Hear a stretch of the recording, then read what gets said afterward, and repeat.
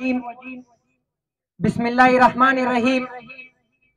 सबसे पहले तो पाकिस्तान तहरीके इंसाफ कल अफिशा की होने वाले गिरफ्तारी की मजम्मत करती है और उसे फौरी तौर रिहा करने का मुतालबा करती है।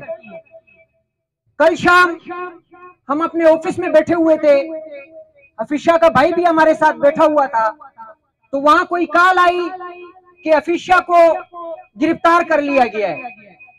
गिरफ्तार किसने किया है? अरनाई के लेवीज वालों ने। मसला क्या है, क्यों गिरफ्तार किया है? अफिशा के ऊपर 3 MPO काटा हुआ है।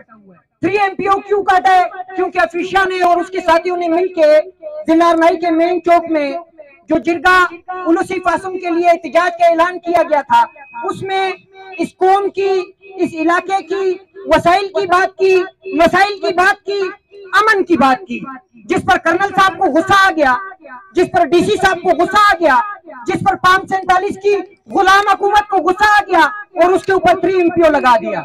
लेकिन अफसोस सिर्फ एक चीज पे हुआ कि अफिशा जहां गिरफ्तार का लेविस थाने में वहां नौजवान मौजूद थे। ये सच हमें बर्दाश्त करना पड़ेगा। जब तक हम सच बर्दाश्त नहीं करेंगे हम आगे नहीं जा सकते। कुल टोटल 50 के 100 नौजवान थे। इस इलाके में सिर्फ 100 और 50 नौजवान हैं। उसके बाद मलिक अजीजुल्लाह वहां आए, उसने कहा कि हम चलते हैं DC हाउस की तरफ। हमने कोशिश की कि हम एक जगह पे हो। मलिक साहब के साथ हम चले गए DC हाउस की तरफ। एक तरफ भी किलिशे खान है, दूसरी तरफ भी किलिशे खान है, दरमियान में DC हाउस है। कितने बंदे हम बैठे हैं? 50 बंदे। यार ये किसके लिए अफिशा बोल रहा है? ये जो नौजवान यहाँ रोज एहतजाज करते हैं किसके लिए करते हैं? क्या अफिशा का आज तक कोई ट्रक जलाए? क्या आज तक अफिशा का कोई कारोबारी नुकसान हुआ है कोयले के लिहाज से? नहीं, क्योंकि उसका कोयले के साथ जिंदगी मुंसलिक नहीं है, कोई मैन ही नहीं है उसकी, कोई ट्रक ही नहीं है।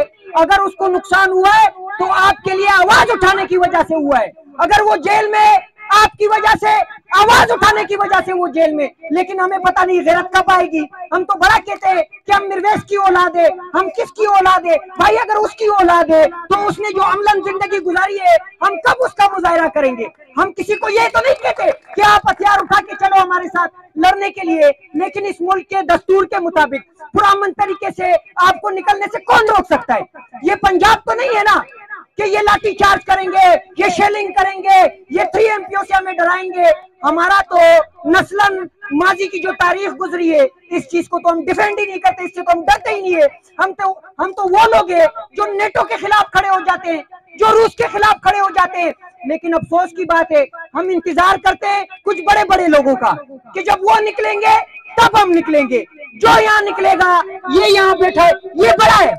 ये कम उम्र के नौजवान यहाँ बैठे, ये बड़ा है। हर वो शख्स छोटा है जो अपनी जात तक सोचता है, जो अपने घर तक सोचता है, जो अपनी गली तक सोचता है। आपको अल्लाह पाक ने पैदा किया अशरफुल मखलूकात, आप पेट का सोच रहे हैं। आप खुद को मुसलमान भी कहते हो, खुद को ला इलाहा इल्लल्लाह का मानने वाले भी कहते हो। जब अल्लाह पाक बाकी मखलूकात को, मछली को पानी में रोजी दे रहा है, इस तरह जितने जानवर है उनको जंगल में रोजी दे रहा है, आपको नहीं देगा?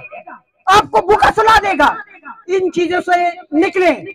कभी भी ये ना सोचे कि ये पश्तूनख्वा का कारकुन है, मैं पश्तूनख्वा का मेंबर नहीं हूं तो मैं नहीं जाऊंगा, या ये XYZ किसी और सियासी जमात का कारकुन है, मैं नहीं जाऊंगा। इसी चीज में इनका फायदा है कि किसी को NP के पीछे लगा दो, किसी को किसी और झंडे के पीछे लगा दो, तकसीम रहे।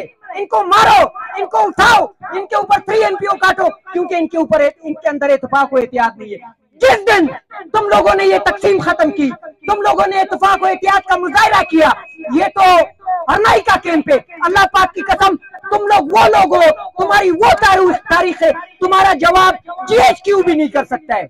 तुम्हें अल्लाह पाक ने वो सलाहियत दी है, तुम्हें अल्लाह पाक ने वो जुर्रत दी है, लेकिन जब तक आप उठेंगे नहीं ना, इसी तरह ना हमारी सड़कें होंगी, ना हमारी बिजली होगी। दूसरा, रात को किसी ने कहा कि 3 MPO खत्म नहीं हो सकता है। वक्त कम में मैं माजूरत चाहता हूं यहाँ स्टेज पे खड़े साथियों से भी, आप सब से, कि 3 MPO को खत्म नहीं किया जा सकता है। DC की तरफ से SP को भेजा गया, और यहाँ जो इनके नुमाइंदे थे जो फोन पे राब्ते कर रहे थे कि 3 MPO खत्म नहीं हो सकता है, वो रशीद नासर को जब डिप्टी कमिश्नर ने कैंप के अंदर से पकड़ा, जिसके ऊपर 35 FIR थे, जिसमें कत्ल के FIR थे, जिसमें अगवा बराए तावान के FIR थे, जिसमें गाड़ियां जलाने के FIR थे, 1 घंटा अंदर नहीं रखा। कर्नल के दलाल DC ने अपने वीगो के अगले सीट में बिठा के उसे कर्नल के सामने कैंप में उतारा। वहां कानून नहीं था, वहां कोई कानून नहीं है।